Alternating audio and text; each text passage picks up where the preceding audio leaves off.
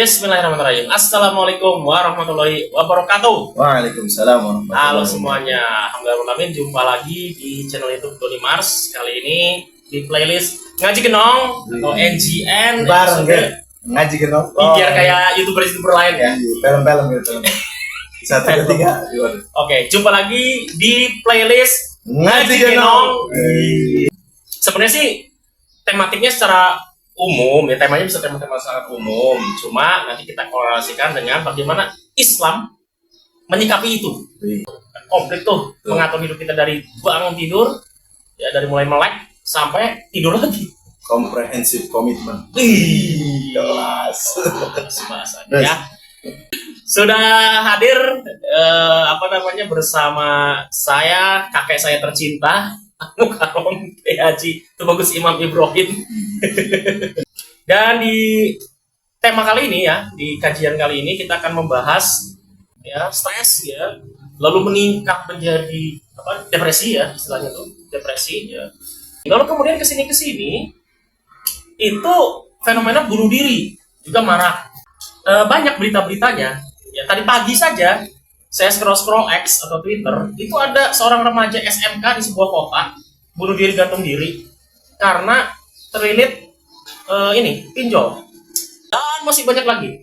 Dan ini fenomenanya kadang-kadang kita tidak sadari. Ya. Abai gitu, cuek gitu. Tiba-tiba ketika menimpa tetangga kita, saudara kita atau apa, baru tuh gitu ya. Saya pengen mengangkat tema depresif gitu ya, bagaimana supaya kita nggak gampang stres, nggak depresi. Lalu kemudian ketika memang nauzubillah menjadi kejadian terjadi depresi itu, lalu kemudian kita membaca tanda-tanda nih orang kayaknya depresinya parah sehingga bisa trigger nih, dan dia minta pertolongan. Biasanya mereka kasih sign minta pertolongan atau apa atau mungkin isyarat gitu ya. Nah kita supaya peka, lalu kemudian langsung melakukan pencegahan. Nah, itu dulu kali pengantarnya. Ya, bismillahirrahmanirrahim. Alhamdulillah wassalatu wassalamu ala asyrafil anbiya'i wal mursalin Sayyidina Muhammadin sallallahu alaihi wasallam wa ala alihi wa sahbihi wa orang-orang yang menghilangkan nyawanya karena tekanan. Begini ya, kenapa orang itu bunuh diri? Karena depresi. Kenapa orang itu depresi? Karena stres ya. Kenapa orang itu stres? Karena tekanan. Baik. Sekarang pertanyaannya, adakah orang yang hidup tanpa tekanan? Ada kayaknya. Ya, dalam bahasa agama disebut ujian. Ya, ujian ya. Jangankan orang beragama, orang tidak beragama saja masuk sekolah diuji. Ya, dalam segala hal ada yang namanya ujian. Ujian itu melahirkan tekanan. Nah, masalahnya di sini. Poin yang harus kita titik beratkan di sini. Ada orang yang merubah tekanan itu menjadi bahan bakar, fuel nulisnya, jadi fuel. Nanti kedengarannya full, FULL. Iya, penuh kan full tank. Full tank tanknya tangki Iya, bahan bakar jadi nih. Spalangnya skip. Nah, jadi fuel jadi bahan bakar yang memotivasi dia, memacu dia sehingga lebih maju, lebih dahsyat. Tekanan tuh ya. Tekanan itu menjadi motivasi. Bisa positif sebetulnya ya. Sangat bisa positif. Karena pada faktanya nggak ada makhluk, jangan manusia, tidak ada makhluk yang hidup tanpa under pressure tuh. Semua mengalami tekanan. Tinggal orang itu dengan mindsetnya memandang tekanan itu bisa jadi bahan bakar yang memacu dia, jadi pecut yang menjadikan dia semangat. Apa bahasa di kata Lamborghini itu kepada ayahnya? The man without debt, a man without a reason to work. Oh, nggak punya alasan untuk kerja. Iya. Kalau nggak punya utang ya. Ya, artinya dia nggak punya purpose, nggak punya motivasi ya. Tekanan kan makin ditekan makin terpacu dia. Atau sebaliknya, tekanan justru menjadikan orang tadi stres tereskalasi menjadi depresi akhirnya menjadi keputusan yang buruk. Stres itu adalah ketika mental tidak lebih besar daripada masalah. Stres itu karena mental tidak lebih besar dari masalah, berarti gede masalahnya. Ya makanya. Jadi saat mentalitas kita tidak lebih besar daripada masalah, maka akan melahirkan stres. Yes. Tapi sebaliknya, ketika orang mentalitasnya besar, maka dimasuki masalah sebesar apapun, karena mentalitas lebih besar, dia mampu mengatasi. Contohnya, ibarat garam dan air. Oh ya. Ya kan, kita sering contohkan tuh. Kalau wadah kita ini hanya 1 gelas airnya, masukin garam 1 sendok, asin banget udah. Ya. Nggak ada yang mau minum. Tapi kalau kita 1 danau, Ya, betul. kita lempar 1 ember, 1 truk bahkan, jadi asin nggak? Danaunya? Enggak. Kenapa? Karena volumenya itu besar. Ya. Nah, maka bagaimana solusinya? Adalah memperkuat mentalitas. Jadi membesarkan jiwa orang Ya. Melapangkan hati ya. melapangkan dada, membesarkan jiwa. Karena itu saja solusinya, Pak. Nah, ini bisa dengan banyak. Utamanya kalau dalam agama yang ngaji. Yang ngaji. Ngaji apa sih? Ngaji tauhid, ngaji tasawuf. Nah, 2 itu. Oke. 2 itu yang akan membentuk mental kita. Karena dengan itu kita akan melihat semua kehidupan ini ada yang mengendalikan, yaitu Allah. Kalau yang memberikan masalahnya adalah Allah, yang mengujinya Allah, maka yang bisa menyelesaikan juga adalah Allah. Dan Allah Maha Kuasa. Ini sisi preventifnya nih, Ya, pencegahan ya. Pencegahannya ya.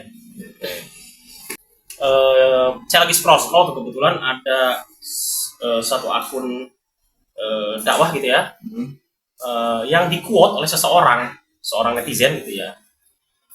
Isinya saya lihat sih, isi akunnya ini memang bagus tujuannya ya, mengingatkan bahwa kalau sedepresi apapun kamu jangan bunuh diri karena dosa besar. Lalu kemudian ya berikut ininya lah, gitu ya, azab dan sebagainya. Seperti itu. Di quote oleh netizen ini bilang begini, orang yang sedang depresi apalagi sudah ke-trigger untuk bunuh diri, itu sudah nggak mikirin azab, nggak mikirin dosa, nggak mikirin apa-apa. Ya, mereka hanya butuh, they need help, mereka hanya butuh pertolongan. Ya, mereka hanya butuh pertolongan segera gitu. Bukan berarti yang dilakukan ini salah, maksudnya artinya akun dakwah ini bukan berarti salah, justru memang emang seperti itulah kenyataannya kan, memang betul. Nasihat ya. Iya, nasihatnya sih benar gitu ya, memang betul gitu, bahwa bunuh diri dosa besar dan lain sebagainya, larangannya juga keras dan sebagainya ya. Tapi yang dimaksud oleh netizen ini juga nggak salah juga sih, gitu, bahwa solusi preventifnya atau bahkan preventif iya, lalu cure-nya obatnya apa? Karena kadang-kadang betul juga orang yang sedang mengalami hal-hal seperti itu, mau kita ceramahin, kita kasih dalil kayak model apa, nggak akan masuk, gitu tuh. Ya, lalu kemudian si netizen ini menyertakan sebuah ayat Al-Quran yang sangat indah. Ya. Disitulah saya jadi ingat bahwa ya Al-Quran itu syifa, obat segala penyakit. Cuma kadang kita lupa menggali. Kalau saya nggak salah ya, An-Nisa 29 tuh kayak. Ayyuhalladzina amanu la ta'kulu amwalakum bainakum bil batil wa la taqtulu anfusakum innallaha kana bikum rahima. Itu mungkin. Nah, ya itu. Innallaha kana bikum rahima. Ya, sesungguhnya Allah, jangan kamu membunuh dirimu sendiri, karena sesungguhnya Allah itu ada kana di situ. Karena itu artinya apa? Allah itu sudah Maha Pengasih bahkan sebelum menciptakan kamu untuk dikasih. Nah, Allah sudah Maha Penyayang bahkan sebelum Allah menciptakan kamu untuk disayang. Jadi Allah indah sekali. ya.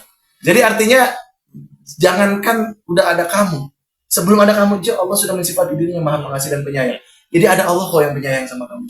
Itu Jangan bunuh dirimu karena Allah menyayangimu lah, bahasa intinya begitu ya. Nah, itu kan sangat indah dan itu ada di Al-Quran. Nah, kadang kita lupa tuh menggali lebih dalam. Ya kita hanya fokus kepada judgment, menakut-nakuti. Lalu kemudian dan itu membuat orang akhirnya malah jauh daripada solusi-solusi yang sifatnya syar'i gitu, yang sifatnya dari agama sendiri gitu ya. Nah, lalu sehingga akhirnya lebih nyaman untuk mencari solusi yang lain gitu ya. Berarti mungkin kakak lebih paham terkait ayat tadi ya. Berarti bisa kita simpulkan dari ayat itu, dan ini netizennya luar biasa ya mengutip ayat itu ya. Iya, dia ngasih itu. Berarti karena itu yang diambil adalah sifat rahmat Allah, berarti solusi untuk orang depresi adalah dirahmat. Kasih sayang. Kasih sayang, love is cure for everything. And love is a resource for everything, and sebab cause of everything. Jadi love itu cause of everything, reason of everything, and cure or medicine. Obat, ya. For everything. Jadi yang menyebabkan semua terjadi adalah cinta. Yang menyebabkan segala sesuatu, alasan dari segala sesuatu adalah cinta, dan obat segala sesuatu adalah cinta. Masalahnya orang-orang yang depresi itu atau misalnya mengalami stres dan sebagainya sampai level itu tuh, kalau saya perhatikan ya, entah itu dari kalangan remaja, artis apa segala macam, mereka tuh kan obatnya cinta ya, obatnya Kasih disayangin apa. Mereka nggak merasa mendapat itu. Kebayang ya orang-orang yang kita lihat hidupnya harmonis atau yang mungkin seolah di depan kita tidak terjadi apa-apa. Contoh misalnya di kasus-kasus selebritis ya, misalnya kayak kemarin tuh yang bunuh diri, gantung diri tuh ini vokalis Linkin Park tuh, Chester Bennington ya. Itu menarik karena dia kurang terkenal apa dia, kurang sukses apa secara materi dia dapat ya. Dan dia happy, keluarganya happy, maksudnya dia punya istri yang baik, ya nggak ada kasus selingkuh, nggak ada apa, anaknya juga apa bagus gitu ya, normal gitu ya, sekolah apa segala macam, nggak pernah terdengar gimana. Lalu tiba-tiba gantung diri, dan sehari sebelumnya ada yang ngambil foto dia dengan keluarganya dengan anak-anak itu lagi happy, sorenya, besoknya udah kejadian. Nah, teman-teman dekatnya mengatakan dia walaupun di keramaian, di tengah keluarga sendiri bahkan ya, apalagi di tengah friends gitu ya, dia selalu merasa sendiri, lonely gitu. Jadi bahkan sudah dicoba disayang oleh keluarganya, istri segala macam, ini pun orang-orang ini kadang masih merasa itu ya gitu. Begitu pula kasus-kasus yang lain ya, remaja-remaja yang menyakiti diri tadi tuh padahal dia punya keluarga, misalnya ayah ibunya ada, menyekolahin dia gitu ya, atau nguliahin dia, tapi ya gitu, mentalitinya broke sekali. Ya makanya tadi saya setuju dengan kakek, preventifnya tentu saja kalau dari apa namanya, dari tuntunan agama ya tentu ya memang harus apa, diisi dengan apa tadi, tangki cintanya itu. Iya. Jadi gini, oke. Ada orang-orang yang tadi sudah mendapatkan mungkin kasih sayang dari keluarga, sudah mendapatkan punya banyak teman sebenarnya, sukses secara karir. Tapi kalau kasus Chester itu kan memang diakui oleh orang sekitarnya, dia tetap feel lonely, merasa sendiri. Oke, feel lonely. Padahal udah ditemenin. Atau mungkin berarti pertemanan atau keluarga yang dia bangun selama ini hanya fake. Iya. Fake dalam artian dari sisi dianya mungkin ya. Sudut pandang dia. Atau dia merasa orang lain kepada dia tuh fake. Bisa jadi, ya. Atau ada kasus begini, orang memang terpenuhi segala sesuatunya, yang sayang tulus, sahabatnya tulus segala macam, tapi dia lost the purpose of life. Nah, he has no meaning of life. Jawaban nih. Jadi dia nggak punya tujuan, hidup ini buat apa? Gamang jadi. Ya buat apa? Ada yang orang bunuh diri itu kan bisa jadi karena curiosity, penasaran. Hidup ngebosenin, gue udah dapet ini semua yang gue pengen capai, gue udah capai, mati dah. Bahkan ada klub 27 tahun kan, kayak Kurt Cobain, bunuh diri, orang-orang yang sudah mencapai di usia muda itu, ya bunuh diri di usia 27 gitu. Nah, itu kan ada agama itu ngasih purpose of life, ngasih tujuan untuk pegangan itu ya, pegangan hidup makanya. Karena orang kalau nggak ada tujuan itu, Anda walaupun punya mobil Mercy mewah, kemudian tangkinya full, fiturnya bagus, tapi jalan aja kagak ada tujuan, gimana rasanya? Iya. Ngalaweng ya. Nah, nggak jelas. Jadi yang pertama itu yang diperlukan adalah tujuan hidup. Yang kedua adalah kasih sayang. Nah, ada kasih sayang ruang di dalam hati kita ini yang nggak bisa diisi oleh manusia, siapapun dan apapun. Walaupun kamu punya perfect family, katakan begitu. Walaupun nggak ada yang perfect ya. Iya. A dream career, karir impian, gaji yang segala macam lah, kemudahan hidup kamu dapatkan, tapi ada satu kosongan yang tidak bisa diisi kecuali oleh Tuhan, ruang hampa. Nah, inilah aspek spiritual. Ya, spiritual ya. Aspek spiritual. Jadi, dan kalau kita perhatikan orang-orang yang bunuh diri itu, walaupun beberapa kasus terjadi lah ya, kasus orang bunuh diri itu karena kemiskinan, kelaparan. Iya, banyak faktor sih sebenarnya. Tapi kebanyakannya kalau kita lihat, most of them adalah orang-orang yang sebenarnya secara materi ada terpenuhi. Iya, banyak menimpa golongan begitu juga. Karena nggak punya tujuan hidup. Atau tadi ada yang karena tekanan tadi ya, jadi stres depresi, tekanan kerja atau tekanan apa, tekanan karir, nggak dirasa. Nah, yang kedua, kalau yang memang sudah terpenuhi nggak punya tekanan apa? Bosan hidup. Bosan hidup. Iya. Hidup itu membosankan memang kalau nggak punya tujuan tuh membosankan. Jadi nggak enjoy menjalaninya. Iya, walaupun dia punya segalanya, he has everything gitu ya. Nggak enjoy ya. Oke, nah itu kan preventif tuh ya. Preventif ya, kita isi lah dengan itu segala. Nah, kalau misalnya untuk cure-nya itu sendiri gimana? Kayak misalnya, oke lah kalau secara, maksud saya gini, kalau kita melihat ada teman kita atau saudara kita, tetangga kita apa yang kita tahu bahwa dia mengalami gejala depresi akut, ya kan kita harusnya peka tuh ya. Nah, karena kita suka salah, ya itu tadi kita udah keburu ngejudging atau apa gitu ya. Jadi atau misalnya kalaupun kita tahu peduli lalu kemudian kita nyuruh ambil pertolongan profesional, katakanlah psikiater, psikolog gitu ya, Bayar. secara ininya. Nah, di Indonesia ini kan sesuatu yang nggak murah gitu ya, Iya, untuk iya. ke psikiater atau ke psikolog. Ya, by the way, kalau psikiater kan Jadi udah stres, nggak punya duit. Iya, apa stres bukannya malah sembuh. Jadi cure ya. Ya, Sekarang cure-nya nih tadi mencegah lebih baik daripada mengobati. Tapi Bagaimana sudah kalau terlanjur, terjadi? nah, Bagaimana depresi. mengobati? Ya, saya jawab pakai lagu Opik aja yang tombok hati kulimo perkara. Itu aja obat hati. Oke. Kan yang terluka itu hati, yang sakit itu hati. Pikiran walaupun dia terluka, kalau hatinya sehat, dia akan mampu mengobati. Tapi kalau hatinya udah sakit, pikiran tuh nggak bisa menambal hati, lubang hati nggak bisa. Wow, deep. Iya, karena There's a hole in my soul. iya, Ini ada lubang iya, di in my soul, dalam jiwa. Hole in my soul. Bagaimana? Yaitu baca Quran dan maknanya. Baca Quran dan maknanya. Karena tadi Anda aja terhanyut apa? Istilahnya tercengang kan? Ada ayat yang begitu indahnya merangkul Iya, luka iya. kita ini. La taqtulu anfusakum innallaha kana Iya. bikum rahim. Itu Menyentuh Pasti sekali. menyentuh. Karena Allah sayang sama orang. Allah sayang. Kemudian yang kedua apa? Quran nama salat malam. Yang mulai lah ya. Yang mulai bermesraan dengan Allah, bermunajat dengan Allah. Kalau baca Quran kan Allah ngajak bicara ke kamu. Kalau salat kamu ngajak bicara ke Allah. Jadi dua arah.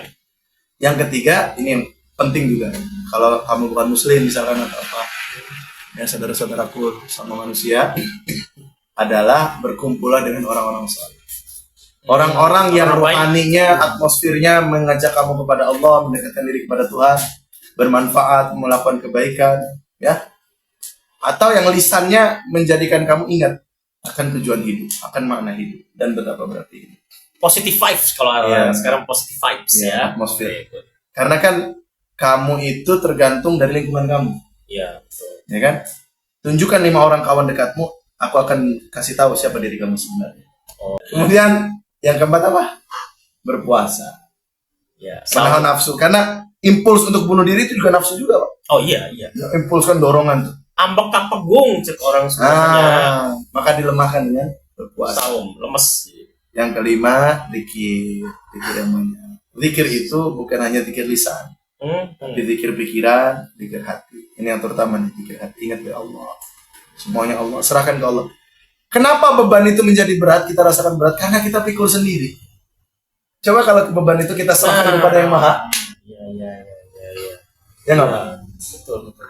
Nah, betul. Masalah dipikul sendiri itu ya itu tadi mungkin kultur. Ya makanya kenapa saya pengen bahas karena ini kan tabu nih. Ya. Rata-rata di masyarakat kita nih ngebahas gini-gini nih tabu. Ya. Boro-boro ngebahas terkait tentang yang tadi ya kita bahas di awal atau bahkan ketika sudah nyampe ke bab emergency pun butuh pertolongan. Ini masih tarik ulur terkait kayak gini nih misalnya. Mohon maaf ya di masyarakat kita masih ada anggapan gini. Ngapain ke psikolog? Kayak kurang iman aja. Nah ini juga sesuatu yang ya gimana sih di masyarakat kita tuh ya kita minta tolongan profesional misalnya atau ke psikiater apa kok ke psikiater sih gini padahal sebenarnya apa bedanya dengan sakit fisik kalau menurut saya ya kayak kalau saya salah ya kamu membantah aja Dokter. iya kayak misalnya kita sakit fisik ya kita juga harus beriman kepada Allah kok Allah maha penyembuh yakin misalnya kita mental gitu ya atau misalnya apa bisul gitu ya secara ini kan kita memang yakin Allah akan menyembuhkan nih ya kita tapi kan ada bab ikhtiarnya tuh bisa pakai salep hitam beli ke apotik kalau udah parah bernanas segala ya ke dokter operasi atau apa sama penyakit jiwa juga kalau menurut saya oke lah itu tadi ya preventifnya secara agama cure secara agama begitu tapi ketika memang sudah butuh pil penenang atau apa yang memang harus sesuai dengan ininya ya rujukannya ke psikiater atau apa ya apa salahnya ikhtiar gimana tuh kayak masalahnya gini mungkin masyarakat yang menjudge juga begini satu dia nggak di posisi itu sehingga atau dia tidak punya kepekaan tenggang rasa kalau kata orang dulu cepos liro ya atau yang kedua karena begini kalau orang dulu dan belum ada profesional psikologis kan datang ke kiai datang ke ulama maka dia dapat charge ruhani dari situ dia sembuh dan charge ruhani dari aspek spiritual itu dia menyembuhkan secara fundamental dari akar masalah tidak hanya dari efek. Iya. Minta maaf begini. Rumah ini bocor nih Pak. Anda ngepel lantai, selesai nggak masalah? Enggak kan, gentengnya masih Nah, bolong. jadi yang harus dikerjakan adalah tambal gentengnya. Iya, betul. Masalahnya mungkin bisa jadi sekarang orang itu sudah menjauh dari ulama atau kiai. Ketika datang ke kiai atau ustaz juga yang dalam Diselesaikan. tanda kutip ustaznya hanya alim secara ilmu, akal, tapi tidak arif secara rohani. Bisa jadi. Sehingga akhirnya yang didapatkan malah judgment. Ya, yang kasar lisannya mungkin ya. Iya. Kalau dulu kan memang ulama itu bertarekat semua, bertasawuf semua ya. Jadi rohaninya itu basah sekali. Dia bisa menyirami kekeringan, dia bisa memberi minum orang yang kehausan dari rohaninya. Sekarang enggak. Datang malah dituding-tuding kan. Ada nggak yang begitu? Ya, ada aja. Hah? Ada aja. Makanya Oknum. kita nggak pernah dengar orang-orang dulu itu bunuh diri. Jarang sekali kan. Ya. Anda sendiri nggak pernah ada kan saudara Anda, kawan Anda. Karena cukup dengan iman itu menjadikan orang begitu. Gusti Allah membuatkan sehari. Ya. Allah Maha Esa, Allah Maha Menilai, Allah Maha Tahu, Allah Maha merasa dilihat Allah, merasa dikasih Allah, itu udah selesai. Jadi iman itu menyelesaikan semuanya. Jangan kamu judge orang bunuh diri, oh kamu ini kurang iman. Udah pasti. Udah pasti itu kayak garam di lautan, Pak. Iya, udah pasti. Ya kalau dia nggak kurang iman ya nggak mungkin dia mau bunuh diri gitu tuh. Ya bagaimana? Nggak usah diomongin lagi, Nggak makin usah. terluka dia. Ya, nggak usah. Malah Dia pun sadar itu, biasanya dia sadar bahwa tahu imannya dia juga lemah. iya tahu, justru makanya dia minta pertolongan. Ya. Ketika dia minta pertolongan, bukannya dapat pertolongan, yang ada malah ditambah-tambahin.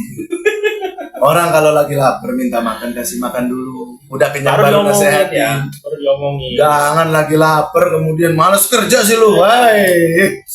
Sebenarnya iman itu aspek paling fundamental dalam diri seorang manusia. Iya, betul. Siapapun dan apapun agama. Orang ke psikiater, orang minum obat tenang. Itu menurut saya mengepel lantai.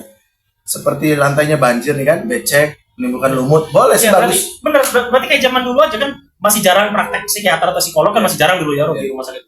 Ya orang datangnya misalnya mohon maaf ke kiai atau ke ustadznya, lalu kemudian didoain segala macam, Dan dikasih amalan. dikasih amalan atau misal minimal dikasih air tuh, biasanya dikasih Ya, air ya, didoain air doa. Ya. Memang tenang untuk sesaat, tapi kemudian biasanya kumat lagi apa ya. Ada yang terus sembuh, tergantung Allah. Tergantung ya memang. Bahkan zaman dulu malah lebih ngeri juga penanganan saking awamnya masyarakat ya dulu ya. Kan orang yang depresi stres dulu dipasung. Nah itu kakek tahu tuh ya. Lebih tua dia soalnya jadi ngalamin. Dia dipasung kayak jadi kan tidak solutif sebenarnya. Iya, sudah tidak solutif dan itu zalim. Zolim ya. Zalim, nggak boleh sih. Jadi teman-teman ya yang menonton channel ini, yang sedang depresi, yang sedang pusing, yang sedang banyak masalah, Stres. ingat Anda tidak sendiri. Allah tidak benci kamu. Ya betul. Dan mungkin kalau saya mungkin menekankannya justru kepada orang-orang yang di sekelilingnya nih. Ya lebih ke orang-orang sekeliling. Apa istilahnya? Dan yang punya pengaruh langsung ya. Iya, misalnya keluarga, teman, sahabat, tetangga. Cobalah lebih peka untuk melihat apa lingkungan sekitarnya ya, adikmu, kakakmu, ayah ibumu, tetanggamu, sahabatmu, temanmu, yang kalau kelihatan misalnya kira-kira dia punya gejala depresi tadi ya kayak itu segera rangkul, segera nasihat. Kalau misalnya kalian merasa wah saya mah nggak bisa nasehatin atau misalnya saya juga pusing banyak masalah, tapi kamu tahu nih orang udah takut nih kan ininya, ya mungkin bisa kasih saran itu tadi ya, minta dia untuk segera cari pertolongan ya. Atau gini Pak, nggak usah dikasih saran aja dulu, karena terkadang banyak orang itu cuma pengen Dia denger, nah itu nggak bukan masalahnya bukan itu masalahnya. Misalnya gini, misal saya nih ya punya teman, saya tahu teman saya ini stres, depresi bahkan akut ya, misalnya bahkan udah mau percobaan bunuh diri misalnya ya. Saya tahu dia cuma pengen didengar. Oke lah. Masalahnya saya juga malas dengerin ini karena saya pun bermasalah. Misal kan bisa jadi cuma mungkin masalah saya tidak seberat dia. Sehingga kalau dia sampai harus ke psikolog atau apa, kalau saya mungkin masih ini misalnya. Itu banyak terjadi Pak. Kenapa orang-orang akhirnya rungsing itu akhirnya memutuskan nekat, self harm dan sebagainya. They seek attention, mereka cari perhatian dan mereka nggak dapatkan. Atau ada orang-orang yang tahu bahwa ini harus saya tolong nih, tapi gimana nolongnya ya, saya juga lagi ruwet. Itu Pak, apa salahnya gitu. Iya, makanya tidak semua orang itu bisa bicara, nggak semua orang bisa mendengar. Yes. Padahal Allah menciptakan telinga 2 dan mulut 1 agar kita lebih banyak mendengar Mendengar daripada ngomong. begitu. Jadi teman-teman ya, sekali lagi, you are not alone. Kamu nggak sendiri. Ada Allah. Kasih sayang Allah itu bisa berupa orang tua kamu yang baik. Tapi orang tua saya nggak perhatian. Ada teman, tapi teman saya nggak dekat. Ada kekasih, ada pasangan saya nggak ini. Ada. Kalau semua memang udah mentok lagi, sujud. Serahkan semuanya kepada Allah. Lillahi ta'ala. Dan waktu paling mesra untuk bermesraan dengan Allah, Allah sendiri ngasih tahu. Kamu misalkan zikir, kamu misalkan wirid, nah itu harus ada pemandunya. Oh iya, ada gurunya lah. Ada gurunya. Karena wirid dan zikir itu seperti dosis obat. Seperti obat. Kamu sakit kepala, ya obatnya Oskadon. Kamu sakit mah, Roma. Dengan dosis tertentu. Ya, dengan dosisnya dan obat yang tepat. Sebaliknya, kamu sakit perut, tapi minumnya Oskadon. Ya. Sembuh enggak makin. Nah begitu. Jadi Ya, betul. perlu dokter. Dokter di sini kalau dalam agama yaitu para kasih, para kiai, para alim ulama. Sepakat. Ya, alhamdulillah itu barangkali mudah-mudahan bisa menjawab ya terkait tentang masalah mental health, kalau kata istilah sekarang tuh mental health, kesehatan mental. Karena memang ini isu yang walaupun sekarang udah 2024 masih banyak orang yang tabu untuk membicarakannya, masih banyak orang yang. Tapi terasa nggak sih, ini kita bicara secara umum ya, kolektif. Semakin maju teknologi, semakin materialistis seorang itu naik bagus lah ya. Tapi endurance dia, daya tahan mental dia semakin lemah dan rapuh. Terutama Gen Z. Gimana menurut Anda? Ya, saya ngamatin itu juga ya di media sosial, sebagai penggiat media sosial, ngamatin suka ada komen-komen miring terhadap Gen Z, walaupun Gen Z sendiri kadang suka nggak terima. Dia kan nggak ngerasa dijudge kan dia gitu. Tapi kalau ngeliat lapangan, ya emang faktanya memang begitu gitu. Ini dikit, lo ditekan dikit, rapuh sekali. Ya, seolah-olah seperti itulah gitu kan. Istilahnya keluarganya slack dikit, udah ngerasa paling broken home gitu. Itu tuh kayak gimana ya? Nah itu emang fenomenanya seperti itu. Makanya good time create a weak man. Good time create a weak man. Weak man create a hard time. Hard time create a strong man. Strong man create a good time. Jadi apa? Salah satu trik syukur Nabi tahu? Oh zuru ilaman wa asfala minkum. Lihat ke bawah. Dalam urusan dunia lihat ke bawah, tapi urusan akhirat atas, lihat ke atas. Sebaliknya. Kalau akhirat lihat ke bawah, mending saya nggak sholat daripada dia nggak pakai kerudung. Makin ngacak kan?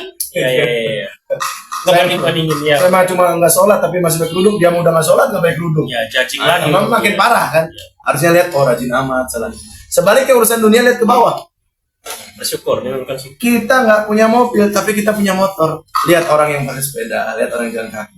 Itu masih selalu punya alasan sebenarnya untuk bersyukur. Ya, gratitude. Kalau bahasa istilahnya itu gratitude. Ya. Oke, alhamdulillahirobbilalamin. Nah, itu tadi pembahasan kita terkait topik depresi ya. Nah, itu barangkali. Nah, jadi pada kawan-kawan sekalian, kita latih lagi kepekaan kita terhadap lingkungan sekitar ya. Lalu kita coba ulurkan bantuan semampu kita tadi dengan cara-cara yang sudah dipaparkan. Ya, jika pun harus mendatangi medis gitu ya, atau profesional ya, itu juga nggak apa-apa, bagian dari ikhtiar ya, daripada nanti ketika sudah terlambat menyesal. Nasi sudah jadi nasi goreng, nggak akan jadi nasi putih lagi kan? Iya. Aduh ya. Oke, kita pamit mundur. Al-Fakir, Doni Mars, Saya bagus Imam Ibrahim. Ya, pamit mundur. Sampai jumpa di episode selanjutnya. Wassalamualaikum warahmatullahi wabarakatuh. Bye. You are not alone. Nggak bareng-bareng lagi kita. Oh iya, itu 2 3. You are not. Oh itu, jadi saya bye-bye ya. Oh, satu. Kaca.